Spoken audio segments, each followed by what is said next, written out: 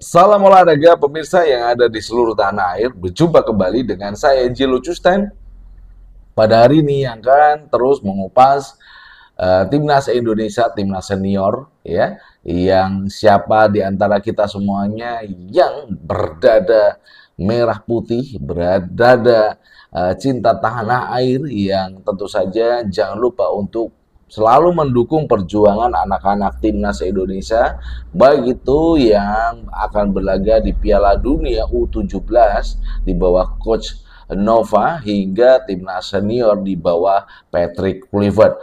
Dan tentu saja salam hangat buat Anda semua untuk keluarga yang ada di rumah sebelum Anda nanti menerima informasi terbaru dari kami.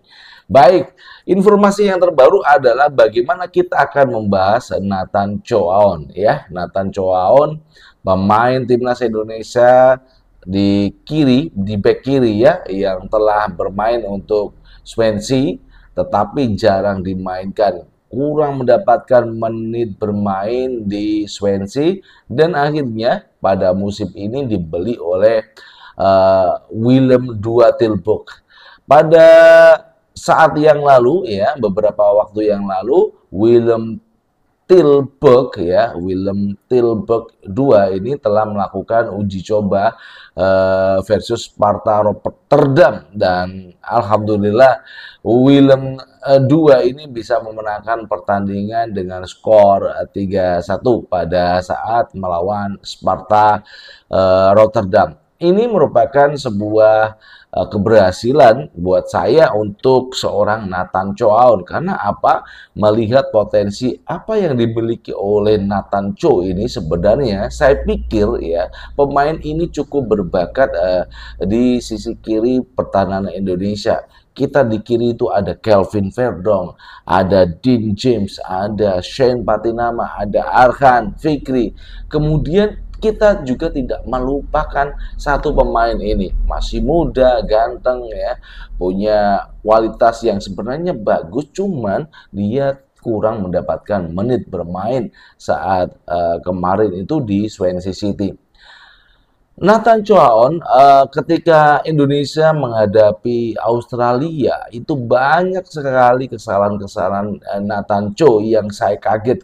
Kenapa Nathan Cho yang jarang bermain ya, tidak pernah dimainkan ataupun jarang mendapatkan menit bermain di Swansea, kok langsung dipasang ya saat menghadapi timnas Australia. Waktu itu kita bertandang di Australia. Itu yang menjadi pertanyaan bagi Patrick Kluivert pada waktu itu. Semua orang bertanya kenapa Nathan Choaon kok dimainkan. Dan belajar dari kesalahan itu, akhirnya Patrick Kluivert pun ketika kembali ke Jakarta dia mengistirahatkan Nathan Choaon, dan dia mengganti pemain yang lain untuk mengisi di lini tengah. Nathan Choaon saat melawan Australia dan kita kalah di sana itu sebenarnya bukan di back kiri, bukan di posisi aslinya, dia di tengah. Dan pemain ini memang cukup serba bisa ya, dia bisa bermain di tengah, midfielder, di jangkar, juga bisa bermain di back kiri. Lah, posisi inilah yang menurut saya, bagi saya, kenapa Nathan Cho itu penting bagi timnas Indonesia ke depan ketika dia mendapatkan menit bermain di klub yang baru, Willem II Tilburg.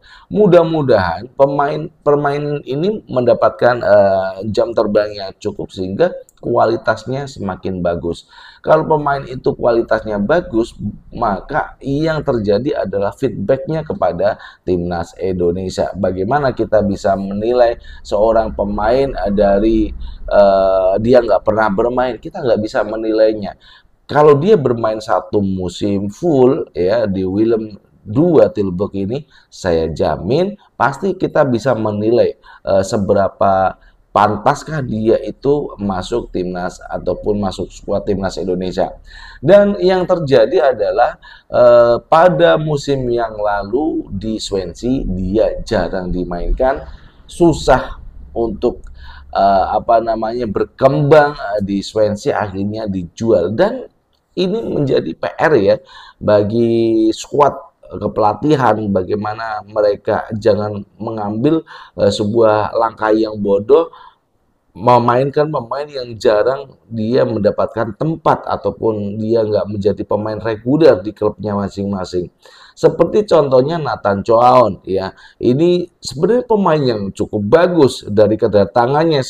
Ini pemain bagus nih. Karena ketika dia saat STY melatih, dia sering dipasangkan di midfielder ya, sebagai jangkar sebelum ada kehadiran Joe Pelupesi. Dan menurut saya dia banyak melakukan ya sedikit blunder-blunder ketika dulu dia dimainkan SD. Bahkan blundernya pun tidak bisa dia hilangkan ketika dia di bawah asuhan Patrick Kluivert. Itu sangat jelas sekali ketika kita melihat pertandingan Indonesia saat dikalahkan Australia pada round ketiga. Dan mudah-mudahan pemain ini bisa terus berkembang ya bersama Willem II Tilburg di ya kasta kedua Liga Belanda. Walaupun itu kasta kedua, tapi itu bisa menjadi pendongkrak untuk karir seorang Nathan Cho. Apakah dia bisa berhasil memberikan kekuatannya yang penuh kepada klub sehingga klub bisa mendapatkan hasil yang bagus, promosi ke Eredivisie, kita juga tidak tahu. Dan posisi yang diemban oleh Nathan Cho sebenarnya juga di Indonesia ini di skuad timnas itu terlalu penuh ya. Selain memang dia ditarik ke tengah karena ya posisi di kiri sangat penuh. Ya, ada Arhan Fikri yang sekarang bermain di Liga Thailand, ada Shane Patinama di Buriram City Thailand, Liga Thailand, ada Kelvin Verdong, ada juga Dean James yang mereka dua ini bermain di Eredivisie. Jadi menurut saya di lini kiri itu cukup banyak sehingga kenapa Nathan Cho lebih ditarik ke tengah untuk menggantikan peran dari Ivar Jenner ataupun Joe Pelupesi ya.